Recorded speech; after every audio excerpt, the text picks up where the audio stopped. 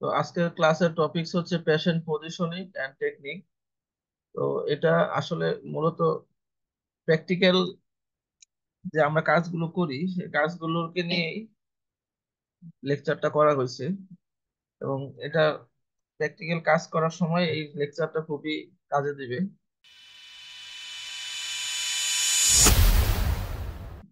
আমরা দেখি যে পেশেন্ট পজিশনিংটা কেন প্রয়োজন। তো পেশেন্ট পজিশনিংটা খুব গুরুত্বপূর্ণ, কারণ আমরা যদি অ্যাকুরেট ডায়াগনোসিস করতে চাই কোনো পেশেন্টের কোন রোগ হয়েছে, কোন অ্যানাটমিক অংশের যে কি সমস্যা, এটা যদি ভালোভাবে ছবিতে ফুটাতে চাই তাহলে আমাদের একটা প্রপার পজিশনিং করতে হবে পেশেন্টকে।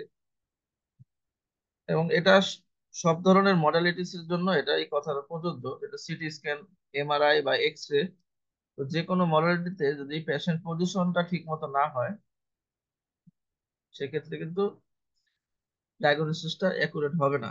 এবং ম্যাগনেটিক রেজোনেন্স ইমেজিং অর্থাৎ এমআরআই এর ক্ষেত্রেও পেশেন্ট পজিশনিংটা খুবই গুরুত্বপূর্ণ। সেটা হচ্ছে গুড কোয়ালিটি ইমেজ পাওয়ার জন্য। এবং আলটিমেটলি আমাদের উদ্দেশ্য হচ্ছে যে অ্যাপ্রোপ্রিয়েট ডায়াগনোসিসটা যাতে হয় সেই পেশেন্টের। তো পেশেন্টের টার্গেট অ্যানাটমির উপর ভিত্তি করে একটা পেশেন্টকে বিভিন্নভাবে পজিশন করা যায়। সেটা খেয়াল রাখতে হবে যে আমরা কোন পার্টটা আমরা প্রসিডিউরটা করতেছি, সেটা চিন্তা করে আমাদের পেশেন্ট পজিশনিংটা করতে হবে। এবং পেশেন্ট পজিশনিং করার সময় আমাদের বিভিন্ন যে কয়েলস আছে, এমআরআই কয়েলস গুলো সম্বন্ধে ধারণা থাকতে হবে যে কোন অ্যানাটমির জন্য কোন কয়েলসটা ব্যবহার করতে হয়। এবং কয়েলস গুলার বিভিন্ন সাইজের আছে। এবং একটা ট্রান্সমিট এবং রিসিভ, দুই ধরনের কয়েল আছে, ট্রান্সমিট কয়েল এবং রিসিভ কয়েল। তো এগুলা সম্বন্ধে আমাদের ধারণা থাকতে হবে। অর্থাৎ যে কয়েল গুলা রেডিও ফ্রিকোয়েন্সি ট্রান্সমিট করে সেগুলো হচ্ছে ট্রান্সমিট কয়েল।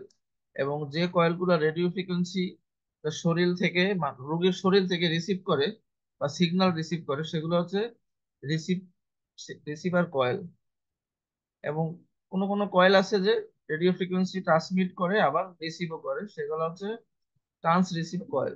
এখন পেশেন্ট পজিশনিং এর মানে বেসিক্স হচ্ছে চারটা সিস্টেম আছে, চারটা মেথড আছে পেশেন্ট পজিশনিং। একটা হচ্ছে সুপাইন, আরেকটা হচ্ছে প্রোন, আরেকটা হচ্ছে রাইট ল্যাটারাল এবং লেফট ল্যাটারাল। এগুলো হচ্ছে basic positioning. CT scan, X ray এবং এমআরআই এর ক্ষেত্রে এগুলো প্রযোজ্য। তো সুপাইন মানে হচ্ছে, সুপাইন পজিশনটা হচ্ছে যে সুপাইন পজিশনটা কিন্তু হেড ফার্স্টও দেওয়া যায়, ফিট ফার্স্টও দেওয়া যায়। অর্থাৎ সুপাইন পজিশনটা হচ্ছে রুগী তার পিঠের উপরে শুবে এবং তার পেটটা উপরে থাকবে, মুখটা উপরে থাকবে, এটা হচ্ছে সুপাইন পজিশন। এখন এই পজিশনে আমি মেশিনের গ্যান্টির ভিতরে আমি মাথাটা আগে দিচ্ছি না পাটা আগে দিচ্ছি, সেটাই একটা ফ্যাক্টর। এটা আমাদের খেয়াল রাখতে হবে। এটাই হচ্ছে হেড ফার্স্ট এবং ফিট ফার্স্ট। তারপর হচ্ছে প্রোন পজিশন। প্রোন পজিশন হচ্ছে রোগী উপর হয়ে শুবে, অর্থাৎ রোগীর পিঠটা উপরে থাকবে, পেটটা নিচে থাকবে এবং মুখটা নিচে থাকবে। তো এটা হচ্ছে প্রোন পজিশন। এবং প্রোন পজিশনটাও আমরা খেয়াল করব যে এটা হেড ফার্স্ট না ফিট ফার্স্ট, অর্থাৎ গ্যান্টির ভিতরে রোগীর মাথা আগে ঢুকবে না পা আগে ঢুকবে। তারপর আছে রাইট ল্যাটারাল এবং লেফট ল্যাটারাল।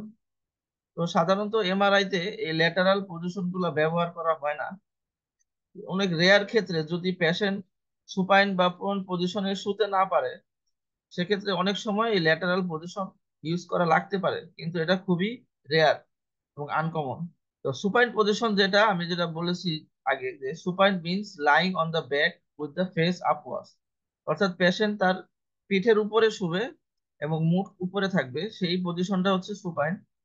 আর প্রোন পজিশন হচ্ছে লাইং অন বেলি উইথ ফেস ডাউনওয়ার্ডস, অর্থাৎ পেশেন্ট তার পেটের উপরে শুবে, তার মুখটা নিচের দিকে থাকবে, এটা হচ্ছে প্রোন পজিশন। অর্থাৎ সুপাইন যেটা বাংলায় বলে হচ্ছে চিত হয়ে শোয়া, এবং প্রোন পজিশন হচ্ছে বাংলায় বলে উপর হয়ে শোয়া। আর হেড ফার্স্ট সুপাইন মানে হচ্ছে যে রুগী স্থিত হয়ে শুবে এবং তার মাথাটা গ্যান্ট্রিতে আগে ঢুকবে, এটা হচ্ছে হেড ফার্স্ট সুপাইন। এবং ফিট ফার্স্ট সুপাইন হচ্ছে রুগী চিত হয়ে শুবে কিন্তু তার গ্যান্ট্রিতে তার পাটা আগে ঢুকবে। হেড ফার্স্ট প্রোন মানে হচ্ছে যে রুগী উপর হয়ে শুবে কিন্তু তার মাথাটা গ্যান্ট্রিতে আগে ঢুকবে। এবং ফিট ফার্স্ট প্রোন হচ্ছে রুগী উপর হয়ে শুবে এবং গ্যান্ট্রিতে তার পাটা আগে ঢুকবে। তো এই পজিশন গুলো কিন্তু আমাদের ভালোভাবে বুঝতে হবে, কারণ রেজিস্ট্রেশন করার সময়, পেশেন্ট রেজিস্ট্রেশন করার সময় সিটি স্ক্যান এবং এমআরআই এর ক্ষেত্রে কিন্তু এই আমাদের এন্ট্রি করতে হয়। এবং এই এন্ট্রির উপর হেড ফার্স্ট সুপাইন বা ফিট ফার্স্ট সুপাইন আমরা কি সিলেক্ট করছি, আমরা পেশেন্টকে যেভাবে পজিশন করব সেইভাবেই আমরা সফটওয়্যারে এই পজিশনটা সিলেক্ট করব। এবং তার ফলে মেশিন বুঝতে পারবে যে এই যে ইমেজগুলো আসবে, ইমেজগুলা আসলে রাইট লেফট কোনটা এবং অ্যান্টেরিয়র পোস্টেরিয়র কোনটা, এগুলা ঠিকভাবে মেশিন দিতে পারবে।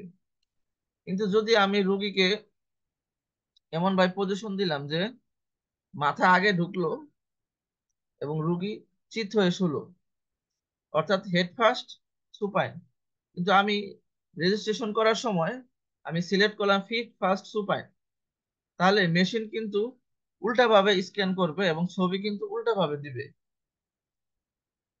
আবার আমরা দেখেছি এমআরআই নি জয়েন করার সময় কিন্তু পাটা আগে ঢুকে, অর্থাৎ ফিট ফার্স্ট সুপাইন।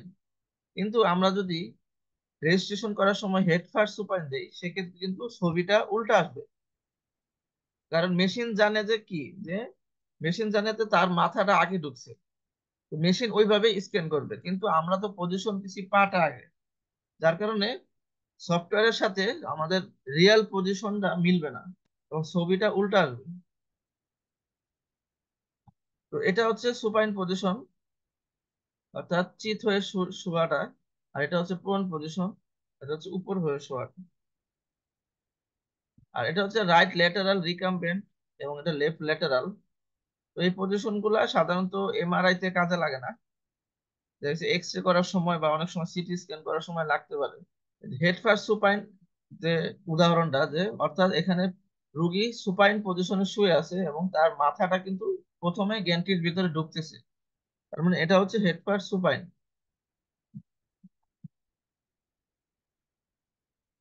তারপরে হচ্ছে এটা হচ্ছে ফিট ফার্স্ট সুপাইন।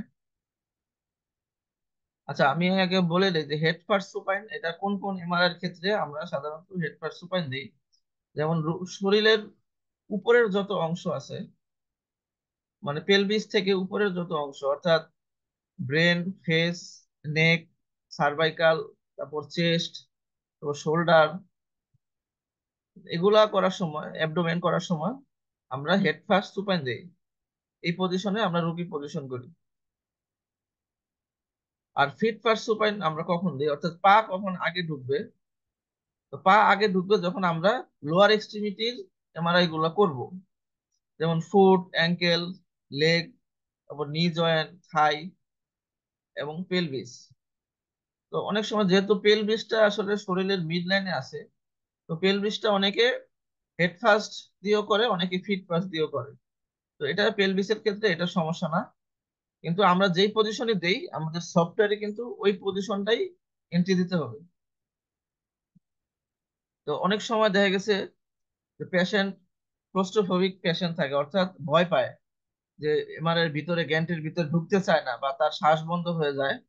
তখন আমরা যতটুকু সম্ভব যে হেড ফার্স্ট, ফিট ফার্স্ট দিয়ে আমরা করার চেষ্টা করি যাতে তার মাথাটা বাইরে থাকে এবং সে একটু স্বস্তি বোধ করে যে না, আমি, আমার মাথা বাইরে আছে, আমি শ্বাস নিতে সমস্যা হবে না। তো সবার ক্ষেত্রে এরকম হয় না, অনেক সময় যারা ভয় পায় বা যারা শ্বাসকষ্ট উঠে যায় তখন এটা টেকনিকটা ফলো করা যায়। এখন আরেকটা স্পেশাল পজিশন আছে, সেটা হচ্ছে সুপারম্যান পজিশন। সুপারম্যান পজিশনটা হচ্ছে, সুপারম্যান যেমন হাত সামনে দিয়ে উঠতে থাকে সেরকম পজিশনটা হচ্ছে সুপারম্যান পজিশন, যেখানে দেখা যাচ্ছে যে হাত সামনে। তো এই পজিশনটা আসলে মূলত হচ্ছে, যেহেতু আমাদের মাথা কিন্তু আগে ঢুকছে, এই জন্য হবে কি হেড ফার্স্ট প্রোন, রুগী উপর হয়ে শুয়ে আছে এবং মাথা আগে ঢুকতেছে, এই জন্য head first prone. The patient in a head first prone position with the arm in an overhead and elevated position in the elbow in pronation. এই পজিশনটা আমরা ব্যবহার করি যখন হ্যান্ড বা রিস্টের এমআরআই থাকে অথবা ফিঙ্গারের এমআরআই থাকে, এবং অনেক সময় যদি আমাদের ফোরামের এমআরআই থাকে এবং এলবো জয়েন্টের এমআরআই, অনেক সময় এই পজিশন ব্যবহার করা হয়। তো এখানে দেখা যাচ্ছে যে এই দ্বিতীয় ছবিটাতে পেশেন্টের সম্ভবত এলবো এবং ফোরামের এমআরআই আছে, যার কারণে তার কয়েলটা এইভাবে বাঁধা হয়েছে এবং রুগীকে এই সুপারম্যান পজিশনে শোয়ানো হয়েছে। তো সুপারম্যান পজিশনের আরেকটা উদাহরণ হচ্ছে এরকম যে আমরা যদি এমআরআই হ্যান্ড অথবা রিস্ট জয়েন করি, তখন এইভাবে পেশেন্টকে শোয়াতে হবে এবং পেশেন্টের রিস্ট কয়েল তার হাতে বেঁধে দিতে হবে, এবং রিস্ট কয়েলের সাথে যে কেবলটা আছে, এই কেবলের যে প্লাগটা, এই প্লাগ লাগানোর জন্য এখানে একটা সকেট আছে, এই সকেটের ভিতরে প্লাগটা সুন্দরভাবে লাগাতে হবে এবং সেন্টারিং করতে হবে, এই কয়েলের ঠিক মিড লাইনে সেন্টারিংটা করতে হবে। তো সুপারম্যান পজিশনের আরেকটা উদাহরণ, এখানে দেখা গেছে যে এলবো জয়েন্টের এমআরআই করতেছে, তার এলবো কয়েল তার এলবোর চারিদিকে পেঁচানো আছে। তো এলবো জয়েন্টের এমআরআই হলে এইভাবে পজিশন দিয়ে করা যায়। তো সুপারম্যান পজিশনের আরেকটা ছবি, এবং এটা হচ্ছে আমার কাছে সবচেয়ে বেস্ট পজিশন মনে হচ্ছে। কারণ কি, এখানে পেশেন্টের পুরো হাতটা কিন্তু স্যান্ডব্যাগ দিয়ে সাপোর্ট দেওয়া আছে, তার মানে পেশেন্টের হাত এখানে নড়বে না এবং পেশেন্টের হাতে ব্যথা পাবে না, এবং তার এলবো জয়েন্টের চারপাশে খুব সুন্দরভাবে কয়েলটা পেঁচানো আছে এবং সুন্দরভাবে সাপোর্ট দিয়ে উঁচা করে দেওয়া আছে, যাতে পেশেন্ট কমফোর্টেবলি অনেক সময় থাকতে পারে। তো এটা হচ্ছে এলবো জয়েন্টের পেশেন্ট পজিশন বা সুপারম্যান পজিশন। তো সাধারণত জি। এই পজিশনেই করার সুবিধা, কারণ পেশেন্ট মানে হাত যদি আমরা পুরোপুরি এপি পজিশন করে দিই, সেক্ষেত্রে পেশেন্ট অনেক সময় রাখতে পারে না। তো আমরা এই পজিশনে স্ক্যান করে আমরা ছবিটা প্রিন্ট দেওয়ার আগে আমরা ছবিটা রোটেট করে দিতে পারি, যাতে অ্যানাটমিটা ঠিক থাকে। স্যার,